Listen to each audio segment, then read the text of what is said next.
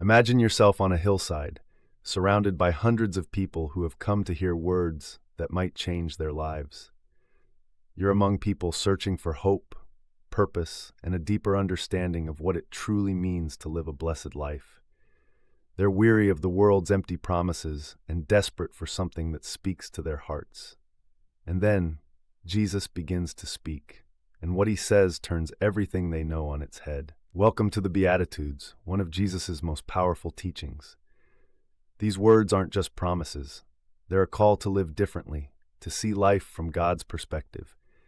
Jesus invites us to embrace qualities and values that often go unnoticed, values that shape the very heart of what it means to be part of God's kingdom. Jesus opens with words that would have stunned his audience, saying, "Blessed are the poor in spirit, for theirs is the kingdom of heaven." Matthew 5:3. Imagine how radical that sounded.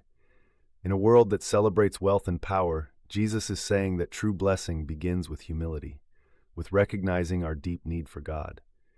Being poor in spirit isn't about lacking confidence. It's about understanding that without God, we are incomplete.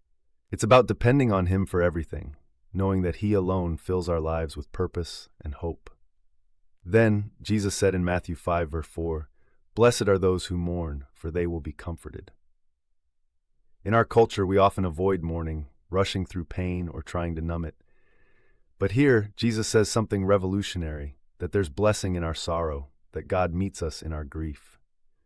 Mourning opens our hearts to God's presence and comfort, reminding us that in our weakest moments, he is with us, offering a hope that transcends our suffering. Next, he challenges our ideas of strength and power, saying, "Blessed are the meek, for they will inherit the earth." Matthew 5:5. In a society that values assertiveness, Jesus elevates meekness, not weakness, but controlled strength, humility, and patience. The meek are those who trust God's timing and his justice, who know they don't need to demand or manipulate because God is their defender. Meekness is quiet strength. It's choosing peace over power. Jesus continues with a call to spiritual hunger. "Blessed are those who hunger and thirst for righteousness, for they will be filled." Matthew 5:6. Imagine the intense drive of someone who's genuinely hungry or thirsty. That's the kind of desire Jesus is calling us to have for righteousness, a deep, insatiable longing for what is just, pure, and true. It's a promise that when we pursue God's values wholeheartedly, we'll be satisfied in ways the world could never fulfill. And then comes a call to mercy. "Blessed are the merciful, for they will be shown mercy." Matthew 5:7. Mercy is about more than just being nice. It's about empathizing with others, forgiving, and showing kindness even when it isn't deserved. Mercy means setting aside our own hurts, pride, and judgments to extend compassion to those around us. In a world that often demands payback, Jesus calls us to be merciful, promising that we will experience God's mercy in return. "Blessed are the pure in heart, for they will see God." Matthew 5:8. Purity of heart isn't just about avoiding wrong actions, it's about integrity, honesty, and a deep, sincere desire to follow God. The pure in heart are those who aren't driven by mixed motives or hidden agendas. Their lives are transparent, and because of that, they have a unique closeness with God. Imagine being so open and genuine that you experience God's presence more fully and clearly. This is the blessing of purity. Next, Jesus says, "Blessed are the peacemakers, for they will be called children of God." Matthew 5:9. Peacemakers aren't just those who avoid conflict. They actively work to bring reconciliation and harmony. They strive to mend broken relationships, seek unity, and create spaces where people can come together.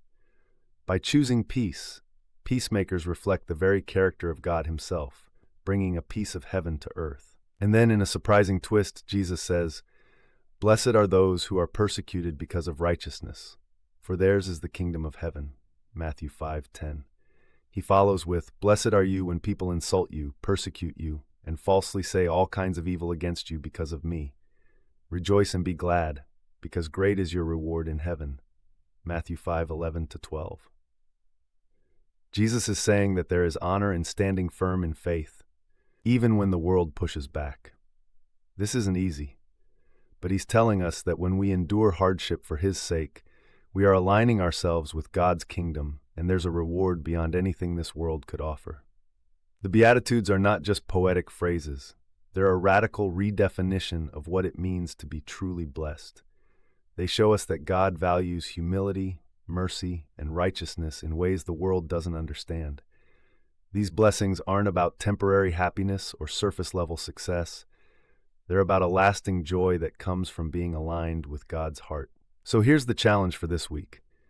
Think about which of these Beatitudes resonates with you most. Is there one that feels especially challenging or speaks to an area where you sense God inviting you to grow? Take a moment to reflect. Maybe it's the call to be merciful, to let go of bitterness or judgment towards someone. Or perhaps it's the invitation to be a peacemaker, to bring harmony to a tense situation in your life. Choose one beatitude to focus on this week and let it guide your actions and attitudes. If you feel called to show mercy, find a way to extend kindness to someone who's wronged you. If you're drawn to purity of heart, take time to examine your motives and ask God to help you live with integrity. Let these blessings transform how you live, one decision at a time. And let's walk this journey together. If today's message touched you, subscribe so you don't miss what's next.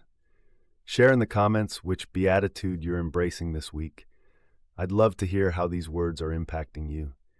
And share this video with someone who needs encouragement, who might need a reminder of what it means to be truly blessed. As we close, let's remember that Jesus' words aren't just ancient teachings. They're an invitation to a different way of life, a life marked by love, humility, and true righteousness.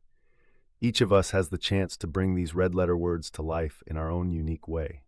Until next time, on Jesus Said, the red letters, let's carry these words in our hearts and live them out, one choice, one step at a time.